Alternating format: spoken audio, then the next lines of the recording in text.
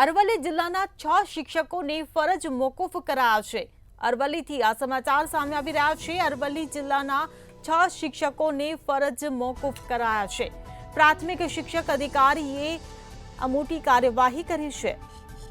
તો છેલ્લા 1 વર્ષથી ગેરહાજર શિક્ષકો સામે કડક પગલાં લેવામાં આવી રહ્યા છે।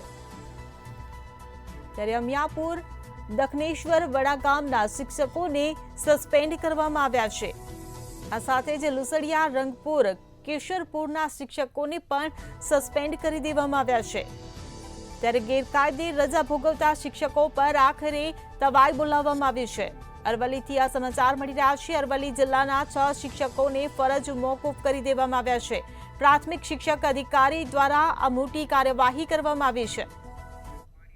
हाँ, अरवली जिल्ला में लांबा समयथी बिन अधिकृत गैरहाजरी पर रहेला अने बीमारीना कारणे गैरहाजर रहेला शिक्षकोनी तपास चालू हती। ते संदर्भे कुल 6 शिक्षकोना जे ते असरथी राजीनामा गणी लीधा छे। तेमां 2 शिक्षकोए राजीनामું आपेલું છે અને એક શિક્ષક છે એનું અમે બરતરફ કર્યા છે અને અમને હેડક્વાર્ટર ફાળવ્યું છે।